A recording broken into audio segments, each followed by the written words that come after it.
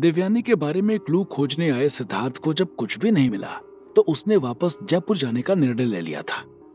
उसने ये बात जब कार्तिक से कही तो पहले कार्तिक ने उसे रोका और उसके बाद अनिकेत सिद्धार्थ को एक दो दिन रुकने के लिए कहने लगा था, जिस पर सिद्धार्थ अपनी मजबूरी बताते हुए जाने को कहने लगा था। अनिकेत बहुत कोशिश कर रहा था कि सिद्धार्थ रुक जाए, वहीं सिद्धार्थ का मन ही नहीं लग रहा था। उसको बस जयपुर जाने का मन हो रहा था।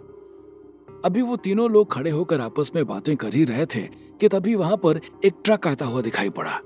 उस ट्रक को देखते ही सिद्धार्थ का ध्यान अपने आप ही उस ट्रक के ऊपर चला गया था और जब वो ट्रक सिद्धार्थ के बगल से गुजरा तो उस ट्रक में बैठी हुई लड़कियों को देखकर सिद्धार्थ एकदम चौंक गया था। ये वही लड़कियां थी जिसे सिद्धार्थ ने रात में उस ढाबे पर देखा था जहां पर सिद्धार्थ खाना खाने के लिए रुका था। 24 घंटे से भी कम समय में उन लड़कियों से 2 बार टकराने और उसके साथ साथ उनकी तरफ खिंचाव महसूस होने की वजह से सिद्धार्थ समझ गया था कि हो ना हो उसका इन लड़कियों के साथ कुछ संबंध जरूर है, इसलिए उसने उनका पीछा करने का निर्णय ले लिया था। इस ट्रक के पीछे चलो, सिद्धार्थ ने वहां खड़े अनिकेत और कार्तिक की ओर देखते हुए कहा। सिद्धार्थ के अचानक से उनके पीछे चलने की बात कहने पर वो दोनों चौंक गए थे। क्या हुआ? अनिकेत ने चौंकते हुए कहा। चलो रास्ते में बताता हूँ वरना वो लोग निकल जाएंगे, सिद्धार्थ ने अनिकेत की ओर देखते हुए कहा। और उसके इतना गंभीरता से ये बात कहने के बाद अनिकेत और कार्तिक दोनों समझ गए कि मामला कुछ ज्यादा ही गंभीर है, इसलिए उन्होंने सिद्धार्थ से दोबारा कोई सवाल नहीं किया और ड्राइवर को उस ट्रक के पीछे गाड़ी लगाने को कह दिया था। जब तक वो लोग उस ट्रक के पीछे गाड़ी लगाते कि वो ट्रक उनसे दूर जा चुका था। जब काफी दूर तक जाने के बाद उन्हें वो ट्रक नहीं दिखाई दिया तो सिद्धार्थ परेशान हो गया था। कहाँ चला गया वो ट्रक? सिद्धार्थ ने अपने हाथों को काटते हुए कहा। उसके माथे पर चिंता की लकीरें पसर गई थी। जब सिद्धार्थ ने दोबारा ये बात कही तो उसके साथ चल रहे अनिकेत और कार्तिक ने दोबारा बारी बारी से सवाल किया, लेकिन सिद्धार्थ ने हाथ से चुप रहने का इशारा कर दिया था। उसका इशारा पाकर वो दोनों चुप हो गए थे। क्योंकि कार्तिक को यह बात पता थी कि सिद्धार्थ के पास शक्तियां हैं, इसलिए उसने सिद्धार्थ से सवाल जवाब नहीं किया था। जबकि अनिकेत तो सिद्धार्थ के एहसानों तले दबा हुआ था, इसलिए उसके सवाल करने का सवाल ही नहीं उठता था। सिद्धार्थ अब बहुत ज्यादा परेशान हो चुका था।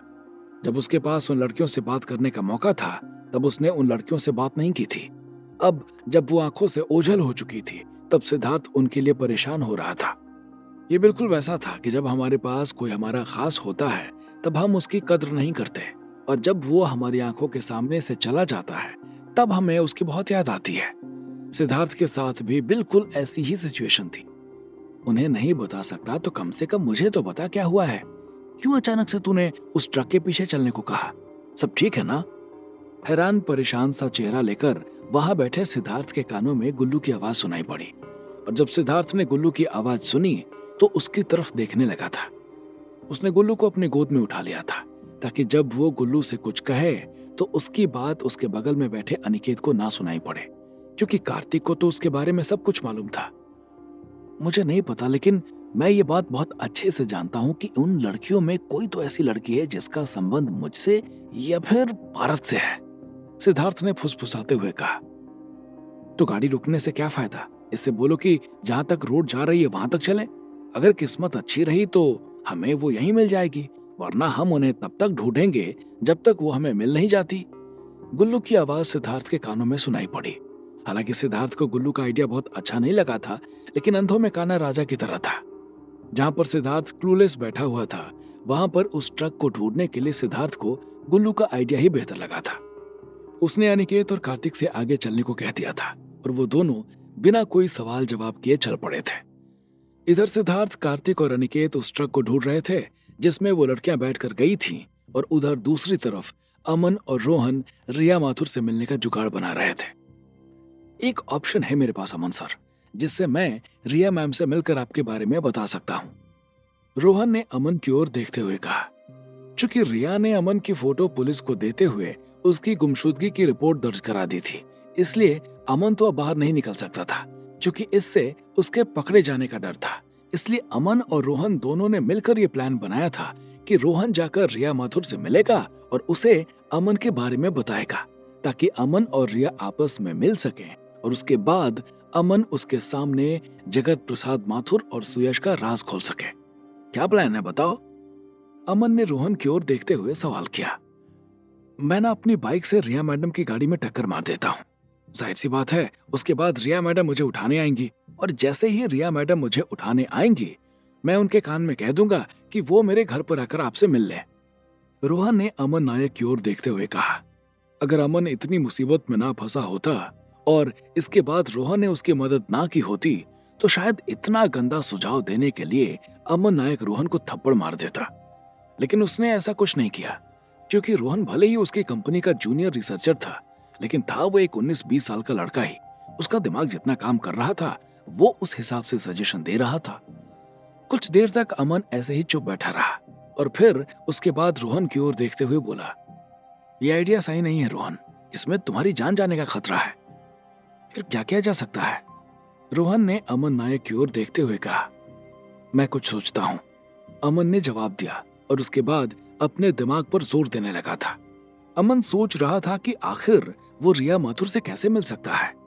कुछ देर तक अमन बैठकर इसी बारे में सोचता रहा और उसके बाद अचानक से उसके दिमाग में कोई आइडिया आया और वो रोहन की ओर देखते हुए बोला, मेरे पास एक प्लान है रोहन, लेकिन थोड़ा सा रिस्क लेना होगा। अमन ने रोहन से कहा। कैसा प्लान सर? इसमें जान जाने का खतरा तो नहीं है? रोहन ने अमन की ओर देखते हुए सवाल किया। नहीं नहीं, जान जाने का खतरा तो नहीं है, लेकिन पकड़े जाने पर हो सकता है कि तुम्हारी पिटाई हो जाए। अमन ने रोहन की ओर देखते हुए कहा और अमन के इतना कहते ही रोहन थोड़ा सा घबरा गया था। बताइए, खा लेंगे मार आपके लिए, और क्या?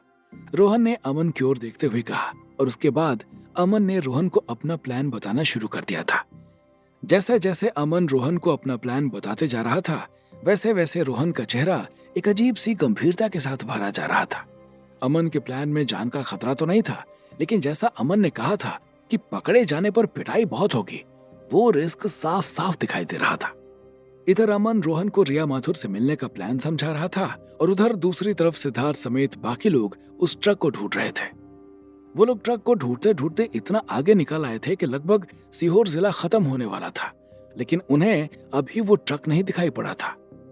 हमें वापस चलना चाहिए सिद्धार्थ, हम सीहोर जिले के बॉर्डर पर आ गए हैं। मुझे नहीं लगता कि वो ट्रक इधर आया होगा, वो वहीं से कहीं मुड़ गया होगा, इसलिए वो हमें नहीं मिला है। बॉर्डर पर पहुंचने के बाद अनिकेत ने सिद्धार्थ को समझाते हुए कहा। हालांकि सिद्धार्थ का बिल्कुल भी मन नहीं था कि वो वापस लौटे, लेकिन उसे भी अब कोई चारा नहीं दिखाई दे रहा था। ठीक है, चलो चलते हैं। अनिकेत की बात सुनने के बाद सिद्धार्थ ने मायूसी भरी आवाज में कहा और उसके हाँ भरने के बाद उनकी गाड़ी वापस मुड़ गई थी। सिद्धार्थ भारी मन से वापस जा रहा था। उसने पहली बार जो उन लड़कियों को इग्नोर कर दिया था, उसे इस बात का अब तक पछतावा हो रहा था। पछतावा रखने से हमारा ध्यान हमारे लक्ष्य से हटता है सिद्धार्थ, इसलिए सिर्फ अपने लक्ष्य पर ध्यान रखो।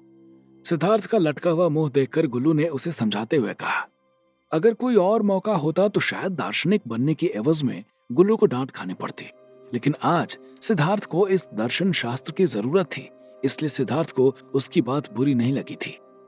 गुल्लू की बात सुनने के बाद सिद्धार्थ ने एक लंबी सांस भरी और पीछे होकर सीट पर बैठ गया था। अभी सिद्धार्थ बैठकर इधर उधर देख रहा था कि तभी उसे अपने आसपास कुछ अजीब सा लगा। वहां पर गाड़ियां आ जा तो रही थी, लेकिन ज्यादा गाड़ियां ट्रक या मिनी वैन वगैरह थी, जिनको लोडिंग के लिए यूज किया जाता था। जैसे ही सिद्धार्थ ने उन गाड़ियों को देखा कि उसके दिमाग में एक बात क्लिक कर गई थी और वो जल्दी से अपने बगल में बैठे अनिकेत की तरफ देखते हुए बोला, यहाँ पर कोई ट्रांसपोर्ट कंपनी है क्या? क्यों, क्या हुआ? अनिकेत ने अपनी आदत के अनुरूप सवाल किया। जल्दी बताओ, है या नहीं? सिद्धार्थ ने उसकी बात का जवाब देने के बजाय उसकी तरफ देखते हुए थोड़ा जोर देकर कहा, रुको मैं देखता हूं। सिद्धार्थ के जोर देकर बोलने पर अनिकेत के बगल में बैठा कार्तिक बोला और उसके बाद उसने सर्च करना शुरू कर दिया था। उसने जब सर्च किया तो उसके नियर बाय लोकेशन पर एक ट्रांसपोर्ट कंपनी दिखाने लगा था। हाँ, यहाँ पर एक ट्रांसपोर्ट कंपनी है, राठौर ट्रांसपोर्ट्स करके। क्या करना है? कार्तिक ने सर्च करने के बाद सिद्धार्थ की ओर देखते हुए कहा। करना क्या है, वहीं ले चलो, हमें हमारा ट्रक वहीं मिलेगा। सिद्धार्थ ने कार्तिक की ओर देखते हुए कहा और उसके इतना कहने के बाद अनिकेत ने ड्राइवर को गाड़ी उस तरफ मोड़ने को कह दिया था। जहां पर सिद्धार्थ था वहां से राठौर ट्रांसपोर्ट कुछ ही मिनटों की दूरी पर था और वो लोग जल्द ही उस लोकेशन पर पहुंच गए थे। वहां पहुंचने के बाद सिद्धार्थ सबके उतरने से पहले ही उतर गया था और उसने वहां खड़े ट्रकों की कतार में उस ट्रक को ढूंढना शुरू कर दिया था। उसके साथ साथ कार्तिक, अनिकेत और उनके साथ जो लोग और थे वो भी उस ट्रक को ढूंढ रहे थे। क्योंकि सिद्धार्थ ने उस ट्रक के नंबर को नोट कर रखा था, इसलिए उन्हें ढूंढने में ज्यादा परेशानी नहीं हो रही थी। सिद्धार्थ समेत बाकी लोगों को ट्रक के पीछे झांकते देखकर वहां पर खड़े कुछ लोग उनके पास आ गए थे और उनमें से एक उस ट्रांसपोर्ट कंपनी का मालिक राठौर भी था। क्या हुआ? आप लोग क्या खोजबीन कर रहे हो? राठौर ने सिद्धार्थ की ओर देखते हुए सवाल किया। हमें एक ट्रक की तलाश है जिसका नंबर MP37AV0266 है। प्लीज बताइए कि वो ट्रक कहाँ है? सिद्धार्थ ने राठौर की ओर देखते हुए कहा। लेकिन वो ट्रक आपको चाहिए क्यों और आप लोग हैं कौन? राठौर ने सिद्धार्थ से अगला सवाल किया और जब उसने सिद्धार्थ से अगला सवाल किया तो इससे पहले कि सिद्धार्थ उसे कोई जवाब देता, अनिकेत बीच में ही बोल पड़ा। मैं अनिकेत प्रताप सिंह, केंद्रीय मंत्री पृथ्वीराज सिंह का बेटा। हमें उस ट्रक की बहुत अर्जेंट नीड है। अगर आपके पास जानकारी है तो बता दीजिए प्लीज। अनिकेत के इतना कहते ही राठौर ने हाथ जोड़कर नमस्ते किया और उसने अपना फोन निकाला और उसमें कुछ चेक करने लगा था। कुछ देर तक वो उसमें कुछ देखता रहा और फिर उसके बाद वो अनिकेत की ओर देखते हुए बोला, ये ट्रक हमारी लड़कियों को यहीं पास में छोड़ने गया है। ये लड़कियां हमारे यहाँ तेंदू के पत्ते इकट्ठा करती है। हम लोग सरकार के द्वारा। इससे पहले कि राठौर आगे कुछ कहता, सिद्धार्थ ने उसकी बात काट दी और बोला, कौन सी जगह पर गया है? मुझे उन लड़कियों से ही मिलना है। सिद्धार्थ के द्वारा अचानक से बात काटे जाने पर राठौर सकपका गया और सकपकाते हुए बोला, यहीं पास में, आइए मैं आपको ले चलता हूं। ठीक है चलो, सिद्धार्थ ने राठौर से कहा और उसके बाद वो लोग वहां से निकल पड़े थे। करीब 10 मिनट बाद वो लोग उस गांव के बाहर पहुंच चुके थे जहां पर वो ट्रक उन लड़कियों को छोड़ने आया था। गांव के बाहर पहुंचने के बाद सिद्धार्थ गाड़ी से उतरकर भागते हुए अंदर चला गया था और जैसे ही वो अंदर पहुंचा और जैसे ही उन लड़कियों का झुंड सिद्धार्थ के सामने पड़ा कि वहां कुछ ऐसा हुआ कि उसे देखते ही सिद्धार्थ को तुरंत समझ में आ गया था कि आखिर उसे उन लड़कियों के प्रति खिंचाव क्यों महसूस हो रहा था। आखिर क्या थी सिद्धार्थ को उन लड़कियों के प्रति खिंचाव महसूस होने की वजह, और क्या है अमन का रिया माथुर से मिलने का प्लान? क्या होंगे इन सभी सवालों के जवाब? हमें कमेंट करके जरूर बताएं और आगे की कहानी जानने के लिए सुनते रहिए भूमिपुत्र सिर्फ पॉकेट एफएम पर।